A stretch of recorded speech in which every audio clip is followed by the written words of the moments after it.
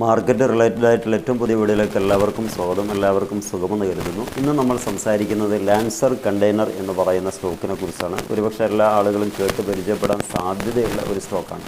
ഇത് പരിഗണിക്കാനുള്ള പ്രധാനപ്പെട്ട കാരണം ഇവർ സെക്കൻഡ് ഹാൻഡ് ഷിപ്പുകൾ, അതുപോലെ തന്നെ ലോജിസ്റ്റിക് മേഖലയിൽ ബന്ധപ്പെട്ട അനുബന്ധ മേഖലകളിൽ വർക്ക് ചെയ്യുന്ന ഒരു കമ്പനിയാണ്. ഇവർ എൻഗേജ്ഡ് ചെയ്യുന്നത് അതിലാണ്.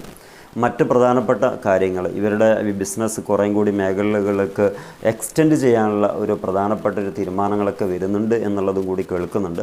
എന്നിരുന്നാലും ഈ ഒരു സ്റ്റോക്കിനെ കുറിച്ചുള്ള അപ്ഡേറ്റ് അല്ലെങ്കിൽ അതിൻ്റെ ഒരു സ്റ്റാറ്റസ് വീഡിയോ ആയിട്ടാണ് ഇത് ഉദ്ദേശിക്കുന്നത്.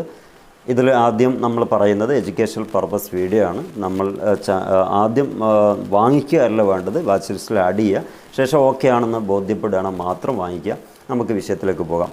ലാൻസർ കണ്ടെയ്നറിൻ്റെ ഇന്നത്തെ റേറ്റ് അഥവാ കഴിഞ്ഞ ദിവസം ക്ലോസ് ചെയ്തിട്ടുള്ള റേറ്റ് 49 രൂപ 35 പൈസയാണ്. അഥവാ 1 രൂപ 54 പൈസ കൂടുതൽ ഓപ്പോസിറ്റ് സൈഡ് വന്നിട്ടാണ് ക്ലോസ് ചെയ്തിട്ടുള്ളത്.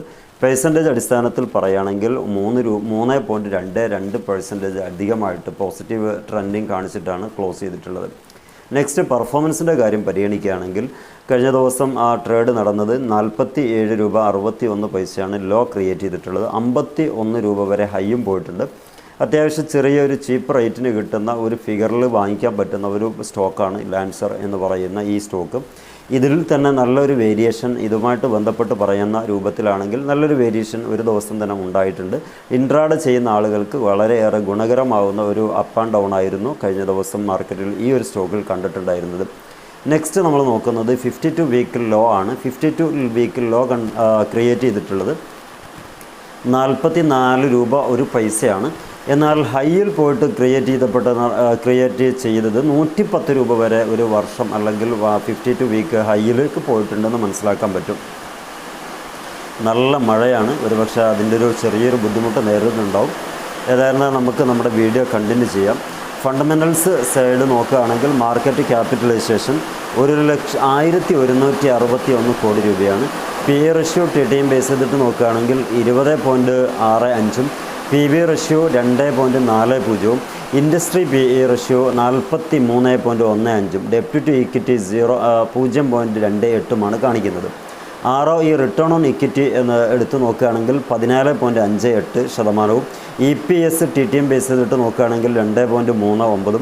ഡിവിഡൻഡ് yield 0 ആണ്. ബുക്ക് വാല്യൂ വരുന്നത് 20.57. ഫേസ് വാല്യൂ 5 രൂപയാണെന്നുള്ളതാണ് നമുക്ക് ഈ ഒരു ഫണ്ടമെൻ്റൽ സൈഡ് നോക്കുമ്പോൾ കാര്യങ്ങളൊക്കെ മനസ്സിലാകുന്നത്. നെക്സ്റ്റ് നമ്മൾ നോക്കുന്നത് റവന്യൂയുടെ കാര്യമാണ്. ഫിനാൻഷ്യൽ സൈഡിൽ റവന്യൂയുടെ കാര്യം 3 മാസ കണക്കിൽ നോക്കുകയാണെങ്കിൽ എന്താണെന്നുള്ളതെന്ന് ഒന്ന് നമുക്ക് മനസ്സിലാക്കിയെടുക്കാം. നിങ്ങളിപ്പോൾ കാണുന്നത് പോലെ 2023 ജൂൺ ക്വാർട്ടർ ക്ലോസ് ചെയ്യുമ്പോൾ 167 കോടി രൂപയാണ് കമ്പനിയുടെ റവന്യൂ. 2023 സെപ്റ്റംബർ ക്വാർട്ടർ ക്ലോസ് ചെയ്യുമ്പോൾ 171 കോടി രൂപയായി ഉയർത്താൻ കമ്പനിയുടെ റവന്യൂക്ക് അല്ലെങ്കിൽ കമ്പനിക്ക് സാധിച്ചിട്ടുണ്ട് എന്നുള്ളതാണ്. 2023 ഡിസംബർ പാദം ക്ലോസ് ചെയ്യുമ്പോൾ 155 കോടി രൂപയെ ചുരുങ്ങിയിട്ടുണ്ട്. അതുതന്നെയാണ് ആവർത്തിച്ചിട്ട് 2024 മാർച്ച് ക്വാർട്ടർ ക്ലോസ് ചെയ്യുമ്പോൾ കാണുന്നത് 155 കോടി രൂപ മാത്രമാണ്. പക്ഷേ ആ ഒരു 4 ലെഗ്സുകളെ അപേക്ഷിച്ച് 2024 ജൂൺ പാദത്തിൽ നല്ലൊരു പെർഫോമൻസ് ഇതുമായി നമ്മൾ കമ്പയർ ചെയ്യുമ്പോൾ നല്ലൊരു ടോളറൻസ് വന്നിട്ടുണ്ട്. 175 കോടി രൂപയായി വർദ്ധിച്ചിട്ടുണ്ട്. ഇതേ സംഭവം അഥവാ റവന്യൂയുടെ തന്നെ വാർഷികാടിസ്ഥാനത്തിലുള്ള കണക്ക് നോക്കുകയാണെങ്കിൽ നിങ്ങൾ ഈ കാണുന്നത് പോലെ അത്യാവശ്യം നല്ലൊരു പ്രതീക്ഷ തരുന്ന ഒരു ചാർട്ടുള്ള സ്കെയിലാണ് നമുക്ക് മുമ്പിൽ പ്രത്യക്ഷപ്പെട്ടിട്ടുള്ളത്. 2020 കമ്പനിക്ക് ആകെ 266 കോടി രൂപയായിരുന്നു റവന്യൂ ഉണ്ടായിരുന്നത്. 2021 എത്തുമ്പം 314 കോടി രൂപയായിട്ട് ഉയർന്നിട്ടുണ്ട്. അതിൽ നിന്ന് 2022 ഒറ്റ വർഷം കൊണ്ട് വീണ്ടും 643 കോടി രൂപയായിട്ട് വർദ്ധിപ്പിക്കാൻ കമ്പനിക്ക് സാധിച്ചിട്ടുണ്ട്. ഏറ്റവും ടോപ്പായിട്ട് വന്നിട്ടുള്ളത് 2023 വർഷത്തിലാണ്, അഥവാ ലാസ്റ്റ് സാമ്പത്തിക വർഷത്തിലാണ്. 846 കോടി രൂപയാണ് കമ്പനിയുടെ ആ ഒരു റവന്യൂ എന്ന് പറയുന്നത്. ഇതാണ് റവന്യൂയുടെ 3 മാസവും അതുപോലെ വാർഷികാടിസ്ഥാനത്തിലുള്ള കണക്കും നമുക്ക് കുറേ ബോധ്യപ്പെട്ടിട്ടുണ്ടാവും. ഇനി കമ്പനിയുടെ പ്രോഫിറ്റ് സൈഡ് നോക്കുകയാണെങ്കിൽ ക്വാർട്ടർലിയും അതുപോലെ തന്നെ ഇയർലിയും നോക്കാം. ത്രൈമാസ കണക്ക് നോക്കുകയാണെങ്കിൽ ജൂൺ പാദത്തിൽ 2023 ജൂണിൽ കമ്പനിക്ക് 14.12 കോടി രൂപയാണ് പ്രോഫിറ്റ് ബുക്ക് ചെയ്യാൻ പറ്റിയിട്ടുള്ളത്. 2023 സെപ്റ്റംബർ പാദത്തിൽ 14.21 എന്നൊരു ഫിഗറിലേക്കാണ് അവിടെ പ്രോഫിറ്റ് ബുക്ക് ചെയ്തതായിട്ട് കാണുന്നത്. അതുപോലെ തന്നെ 2023 ഡിസംബർ പാദത്തിലും 14ൻ്റെ ഫിഗർ തന്നെയാണ്, 14.05 കോടി രൂപയാണ്. നെക്സ്റ്റ് 2024 മാർച്ച് ക്വാർട്ടറിൽ അല്പം ഒന്ന് ഉയർന്നിട്ടുണ്ട്, 15.99 കോടി രൂപയാണ്. 2024 ജൂൺ ക്വാർട്ടറിലാകട്ടെ അല്പം താഴോട്ട് പോയിട്ടതാണ് കാണിക്കുന്നത്, 12.06 കോടി രൂപയാണ് കാണുന്നത്. ഈ പ്രോഫിറ്റിൻ്റെ കണക്ക് ഇയർലി നോക്കുകയാണെങ്കിൽ റവന്യൂയുടെ കണക്ക് പോലെ തന്നെ ഒരു ഹോപ്പ് തരുന്ന, ഒരു പ്രതീക്ഷ തരുന്ന ഒരു സ്ട്രക്ചറാണ് കാണുന്നത്. 2020 കമ്പനിക്കുണ്ടായിരുന്ന പ്രോഫിറ്റ് 8.01 കോടി രൂപയാണെങ്കിൽ 2021 എത്തുമ്പോൾ 9.71 കോടി രൂപയായിട്ട് വർദ്ധിപ്പിക്കാൻ കമ്പനിക്ക് സാധിച്ചിട്ടുണ്ട്. 2022 എത്തുമ്പോൾ വീണ്ടും നല്ലൊരു പെർഫോമൻസ് കമ്പനിക്ക് പ്രോഫിറ്റിൻ്റെ ഭാഗത്ത് നടത്താൻ സാധിച്ചിട്ടുണ്ടെന്നുള്ള ഈ കണക്കിൽ നിന്ന് വ്യക്തമാണ്. 28.95 കോടി രൂപയായി കമ്പനിക്ക് പ്രോഫിറ്റ് ബുക്ക് ചെയ്യാൻ പറ്റിയിട്ടുണ്ട്. ലാസ്റ്റ് സാമ്പത്തിക വർഷം അവസാനിക്കുമ്പോൾ 2023 വർഷത്തിലാണ് ടോപ്പായിട്ട് ഇവർക്ക് ഈ കമ്പനിക്ക് പ്രോഫിറ്റ് ബുക്ക് ചെയ്യാൻ പറ്റിയിട്ടുള്ളത്. 53.74 കോടി രൂപയാണ്.